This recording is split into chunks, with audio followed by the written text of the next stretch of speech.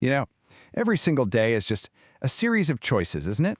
From the small stuff like what to wear or what to eat, to the huge stuff like what life to lead. They seem like simple questions on the surface, but have you ever stopped to think that every single yes you say is also a no you're quietly whispering to 1,000 other possible futures?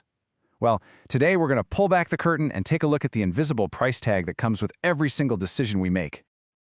Oh, you know that feeling, right? That moment you're standing at a crossroads, just completely stuck, paralyzed. And it's not because the options are bad, it's because choosing one means you have to let the other one go, maybe forever. That fear of missing out, it can be absolutely overwhelming. And it feels so personal, so unique to you in that moment.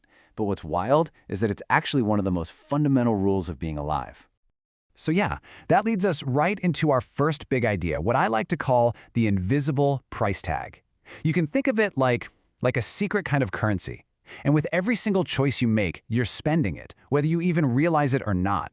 You see, life isn't just one straight line, is it? It's more like a huge forest of branching paths. Every choice you make is a fork in that road. You choose to stay in and study on a Friday night.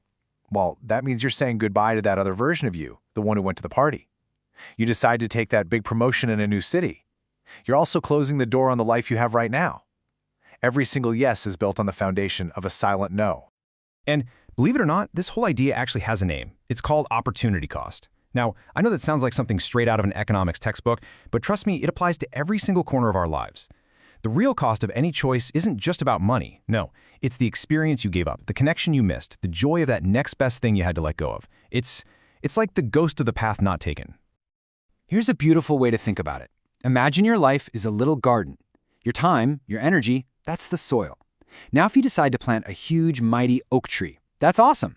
You'll get deep roots and all this wonderful, cooling shade. But you've just given up that big patch of sunlight where maybe 1,000 bright flowers could have grown instead. That beauty you sacrifice for the shade you gain, that is the true cost. Okay, but what if this whole thing is about way more than just our schedules or pretty gardens? What if these choices, these constant trade-offs, what if they're the actual building blocks of who we are? Because, and this is the key, every choice doesn't just change what you do, it fundamentally changes who you become. You know, the philosopher Jean-Paul Sartre had a really beautiful way of explaining this. He'd say, think about a rock. A rock just is, right? It's fixed, it's complete, it can't choose to be anything else. But a person is totally different. We are pure potential. We are defined not so much by what we are right now, but by everything we are not yet. Our whole existence is like this massive, wide-open space of freedom, and the only way we can possibly fill that space is by choosing. So really think about that. Choosing a career isn't just about the paycheck, is it? It's about choosing to become a certain kind of person. Choosing to be honest when it's incredibly hard. That's not just a single action. That's you actively forging the identity of an honest person, one moment at a time.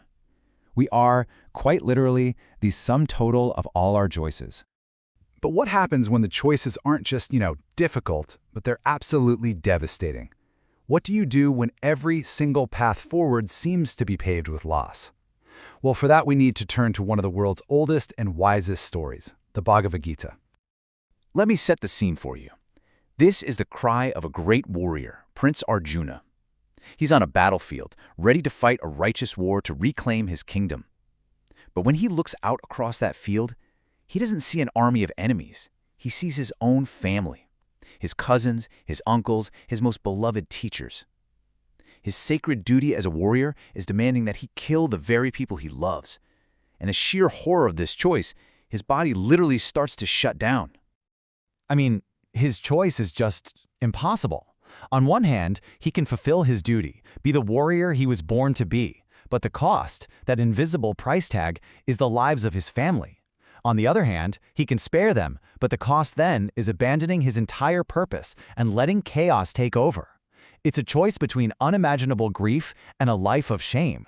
There is simply no escaping the price. And this is the ultimate question, isn't it? I mean, Arjuna's crisis is on this epic, mythical scale, but we face smaller echoes of it all the time. The choice between caring for a sick parent and hitting a critical work deadline. The decision to speak a painful truth that might hurt someone you love. When every single option in front of you leads to some kind of loss, how do you even begin to move forward? Well, right there, in his darkest moment of despair, Arjuna's charioteer, who is actually the god Krishna in disguise, offers him a way forward. And it's not a magic trick, it's not a way to avoid the pain, it's a way to move through it with wisdom and with purpose. And Krishna's advice is just so profound. He tells Arjuna basically to let go of the outcome. He says, stop worrying about whether you'll win or lose, what you'll gain or what you'll miss. The real key, he says, is to focus only on the action itself, to choose based not on what you might get, but on what feels like the right thing to do, the thing that aligns with your deepest values. Act with purpose, he says, and then release your attachment to whatever happens next. So how can we actually apply this in our own lives? Well, it kind of breaks down into 3 steps. First, you have to be honest with yourself. Really acknowledge that invisible price tag. It's okay to mourn the path you're not taking. Second, make your choice from a place of purpose, not from a place of fear. Ask yourself, which of these choices aligns with the person I truly want to be, not just which of these is less scary. And finally, once you've made your choice, commit to it. Walk your path with your whole heart and let go of the ghost of the what if. And when you think about it, this completely reframes what success even means. Maybe success isn't about trying to have it all, because let's be real, that's impossible. Maybe true success is about making conscious, wise choices. It's about making sure that what you gain on your chosen path is more valuable to you than what you had to leave behind. So we come all the way back to that garden. The truth is, you can't grow everything. You can have the mighty oak tree, or you can have the field of wildflowers, but you can't have both in the very same soil. So the real question isn't, how do I avoid choosing? The real question is this: knowing the cost, knowing exactly what you're giving up, what is so important to you, so meaningful, that you're willing to give it your soil, your sun, and your life to help it grow.